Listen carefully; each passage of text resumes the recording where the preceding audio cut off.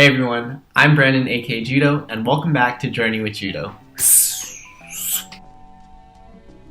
Alright, welcome back to the last video in my quick series on how to make more time for the people, passions, and things that you'd like to have in your ideal life.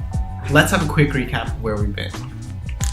In principle number 1, we talked about the importance of setting your goals and destinations and prioritizing them based on your focus so that you know what's important to you right now in your life and also know what you can handle on your plate. In principle number 2, we talked about how you can create a schedule so that you can run on autopilot, basically having the ability to know exactly where you need to be and what you need to be doing at all times throughout the week. By the way, if you haven't seen any of the previous videos, hit the I button up here or check the description down here. I got you.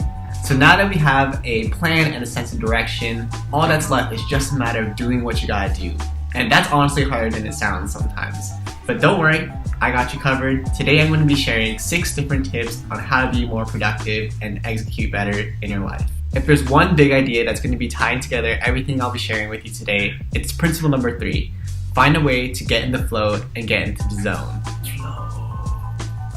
So what does that mean? According to research on positive psychology, the flow state, or also as it's known as getting in the zone, is the mental state of operation in which a person performing an activity is fully immersed in the feeling of energized focus, full involvement, and enjoyment in the process of an activity. Basically, you're going to be doing your best work and feel the best when you're in the flow or mental state of being in the zone. So that brings me to tip number 1, find your spot.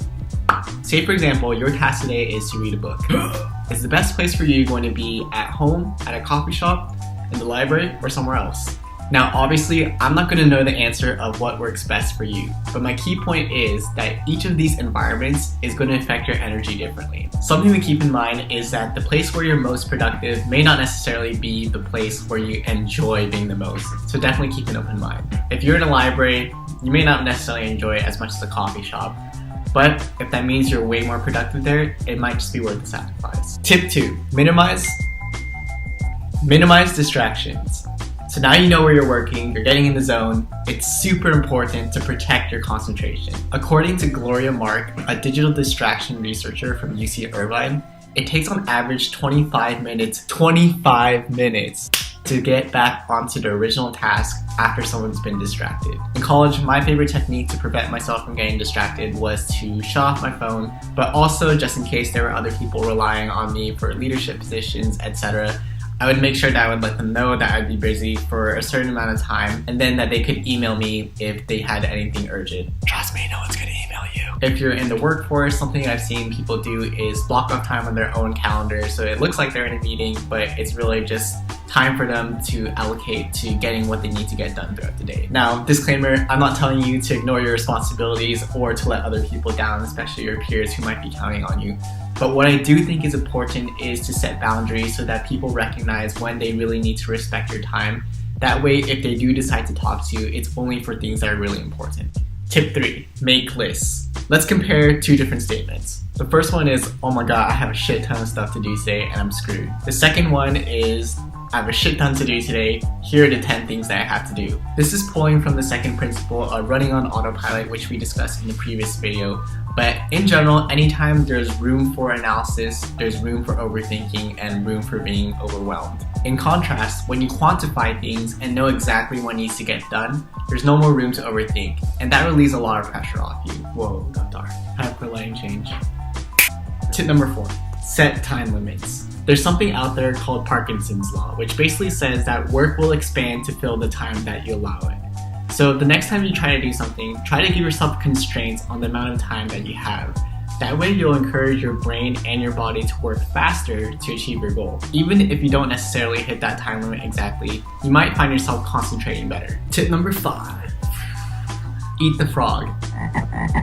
And what I mean by that is do what's difficult first. This one I learned from a book called Eat That Frog by Tracy. But the theory behind it is, imagining that you had to eat a live frog every day as part of your routine. It wouldn't pay you very well just to sit and look at that frog. The sooner that you can eat it, the sooner that you can move on with your day and get on with the satisfaction knowing that the most difficult thing that you have to do is over.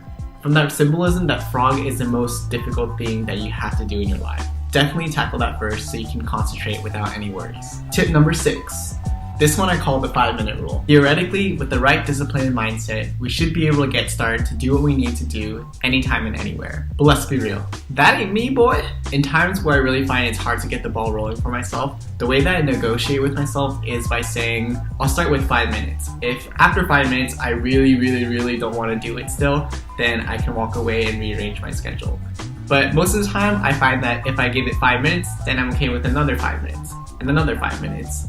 So my point here is be kind to yourself, but also just take it one little step at a time. A journey of 1,000 miles begins with a single step. Anyways, that's all I had for today's video, but I hope that these 6 tips help you with Principle 3, finding your way to get in a state of flow or in the zones so that you can be the most productive that you can be. As per usual, don't forget to comment, like, and subscribe with the little bell for notifications, and also share this video with someone that you think this can help. Oh yeah, don't forget to check me out on Instagram @JourneyWithJudo, and also let me know in the comment section below what other content you'd like to see from me now that we finished this whole time series. Alright, I'm gonna sign off here. I'll talk to you later, folks. See ya!